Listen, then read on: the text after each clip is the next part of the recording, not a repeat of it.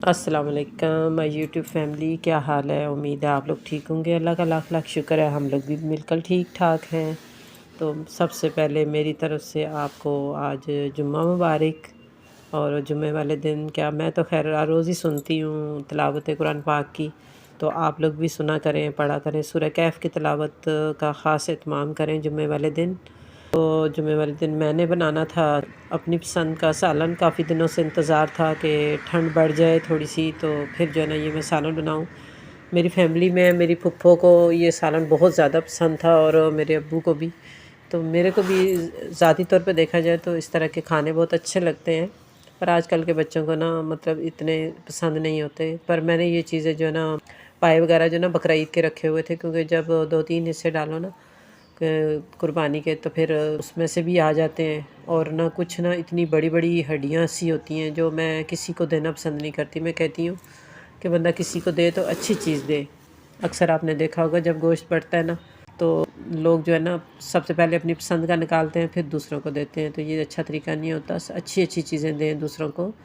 और मैंने कुछ जो है निकाल लिए हैं और ज़्यादा थे, तो मैंने कहा चलो मैं बाद में 2 हिस्सों में तकसीम कर लेती हूँ। तो आप लोग भी बनाते रहते होंगे, पर मैं बहुत ही सिंपल तरीके से बनाती हूँ। और मेरा जो तरीका जो है ये बहुत ज़्यादा मेरे बाबा को बहुत पसंद है। वो यही कहते हैं कि ज़्यादा मसाले डालो तो खाने की और जो फ़ायदे होते हैं अफ़ादियत ख़त्म हो जाती है। तो मैंने सबसे पहले इनको अच्छा सा धोया, पानी उबाला, उसके अंदर डाल के 2-4 मिनट के लिए ना, जब पानी उबलता रहा तो उसके बाद ना ये ऊपर जो थोड़ा-सा ना पानी मतलब आ जाता है ना, चिकनाहट सी, मैली सी, तो वो मैंने पूरी रिमूव करनी थी। पहले मैंने कोशिश की कि मैं ना चम्मच से इसको जो है ना कोशिश करती हूँ, फिर मैंने बोला नहीं ये तो सारा ख़राब ही हो जाएगा। बहुत ही मुश्किल तरीके से फिर मैंने इसका सारा पानी जो है ना वो निकाला। बहुत ही ज़्यादा गर्म था, उबला हुआ था। और बहुत एहतियात किया करें आप लोग भी। पता ही नहीं चलता इंसान के ऊपर, जब कभी सख्ती आई होती है तो जल जाता है बंदा। और पिछले दिनों मेरा भी हाथ काफ़ी तकरीबन 20-25 दिन तक जला रहा।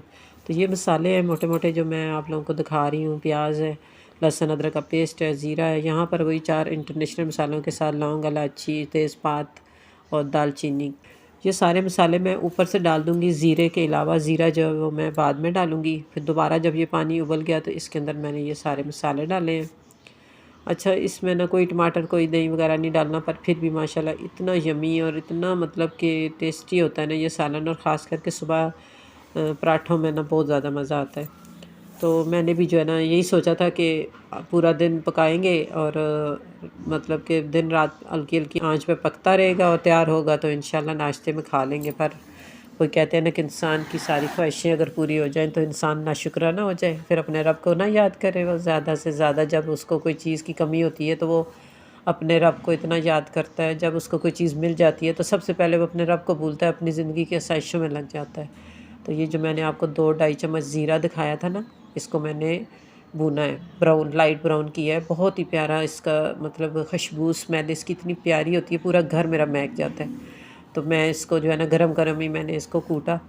और ये तकरीबन रात को भी 2-3 घंटे, क्योंकि 11 बजे गैस चली जाती है। फिर कुछ जो है ना मतलब सुबह भी मैंने इसको तकरीबन 1.5-2 घंटे दिए। इसका जो सबसे बेहतरीन जो जायका होता है ना वो यही होता है कि जितना ये पकेगा और हड्डियाँ जितनी नरम होंगी, गूदा वगैरह सही होगा, तो तभी जो है ना इसका मतलब यखनी वगैरह अच्छी सी बन जाती है। तो मैंने फिर ऊपर से जब इसके वो ज़ीरा भुना हुआ डाला है ना, तो उससे ये और भी माशाल्लाह यमी और बहुत ही प्यारा, इसका मैं बता नहीं सकती कि मैं इसकी जब मैं इसको खाती हूँ तो मुझे कितना मज़ा आता है। तो जिस तरह ये सालन मतलब पतला था, यखनी पतली रखनी होती है। मेरे हस्बैंड को बहुत होता है कि ज़रा शोरबा पतला रखा करो। तो आपको पता होना चाहिए कि सुन्नत रसूल भी है कि आप अगर कोई इस तरह की चीज़ पकाओ तो आप पानी थोड़ा-सा ज़्यादा डाल दो और अपने मोहल्ले में अपनी आगे पीछे गौर से देखो कि कोई आपका आस-पड़ोस में कोई है तो आप उसको भी दो। तो ये मतलब पहले दौर में तो होता था, जब हम लोग छोटे थे तो हम लोग कोई भी चीज़ बनाते थे तो अपने आस-पड़ोस को देते थे। फिर हमें हमारे को मिलते। आजकल बहुत खुश्क और नपी-तोली चीज़ें लोग होटल से ऑर्डर करते हैं, खाते हैं, खामोश हो जाते हैं। उनको कोई पता नहीं होता हमारे आस-पड़ोस में कोई भूखा सोया है या नहीं। और ये देखें माशाल्लाह कितना ज़बरदस्त जो है ना सालन तैयार हुआ है। बस ये है कि बहुत ही सिंपल तरीके से बनाती हूँ। मैंने ये मेरी मतलब सामने हमारी फैमिली है तो मैं उनसे मैंने कहा आप लोग कहते हैं, तो कहते हैं हम लोग तो ऐसे बनाते हैं। फिर इसके साथ जो है ना बच्चे जो हैं वो ज़ाहिर है फिर अपनी अपनी फरमाइशें करते हैं। उन्होंने बोला कि भाई को कि आप ना ये लेकर आओ नान, ताफ़तान और शीर माल वगैरह। पर मैं जो है ना बिल्कुल खुश्क नान मुझे ज़्यादा अच्छे लगते हैं। तो मैंने ना इस तरह पीस कर देने होते हैं रोटी के, क्योंकि ना फिर जब बंदा कोई उठाता है तो उसको पूरी रोटी ना उठानी पड़े, आराम से ना पीसूँ। और मुझे ये चीज़ करना मेरे को अच्छा इसलिए लगता है कि आप अक्सर हॉल वगैरह में जाएँ ना, तो आप देखते होंगे कि वो ना काट कर रोटी इस तरह पीस में कर देते हैं, ताकि जो है ना सब की तरफ ये हिस्सा चला जाए। और मुझे अच्छा लगता है ये। वैसे तो मैं कटिंग बोर्ड पर रख के काटती हूँ, आज ज़रा जल्दी थी तो मैंने प्लेट में रखा है तो थोड़ा मुश्किल हो रही है। वैसे आप कटिंग बोर्ड पर रख के ना काटेंगे ना तो बहुत ही ज़बरदस्त तरीके से जो है ना ये रोटी के पीस हो जाते हैं। और बहुत ही जो है ना मज़ा आया था उस दिन खाना खाने में।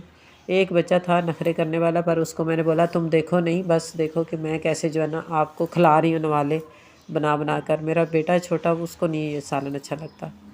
उसके बाद मेरी सालगिरह थी। सालगिरह मैं बिल्कुल नहीं मनाती, मुझे बिल्कुल अच्छा नहीं लगता। पर मेरी जो फैमिली है, बच्चे हैं ख़ास करके, उनको खाने की कोई चीज़ चाहिए हो तो वो बस सालगिरह का नाम दे देते हैं। तो फिर मेरे हस्बैंड आए हैं ड्यूटी से, तो खैर सुबह ही मेरी छोटी वाली बेटी ने ना उनको बता दिया कि बाबा आज ना अम्मी की सालगिरह है। तो वो कहते हैं ओहो हो, फिर तो आज ख़र्चा करना पड़ेगा। तो फिर वो आए तो मेरी जो है ना पसंद की बर्फ़ी, पता नहीं क्यों मुझे ना सारी मतलब मिठाइयों में से ना बर्फ़ी इसलिए ज़्यादा अच्छी लगती है। एक तो ये ज़्यादा दिन फ्रिज में रहे तो ख़राब नहीं होती। दूसरा ये कि ये एक वाहिद ऐसी मिठाई है जिसको खाने से ना हाथ गंदे नहीं होते। आप बिल्कुल पर्सनैलिटी वाला बंदा भी इसको खा सकता है।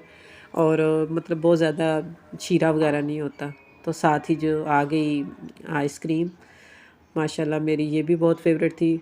मेरे 2 कलर जो है ना मैंगो, पर मेरे को ज़्यादा जो है ना पिस्ता फ्लेवर ज़्यादा पसंद है। पर वो मेरे हस्बैंड को याद नहीं रहा कि भई इसको क्या पसंद है।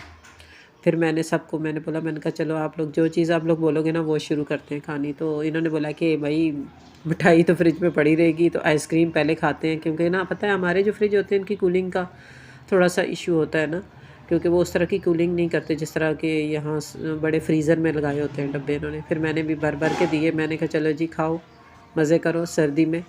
आइसक्रीम का मज़ा भी सर्दी में ही होता है खाने का। गर्मियों में तो सब खाते हैं ना ठंडी चीज़ें। तो आप लोग बताइएगा कि मेरा व्लॉग आप लोगों को कैसा लगा। अगर अच्छा लगे तो लाइक, शेयर और सब्सक्राइब करना मत भूलिएगा। मेरी तरफ से अल्लाह हाफ़िज़।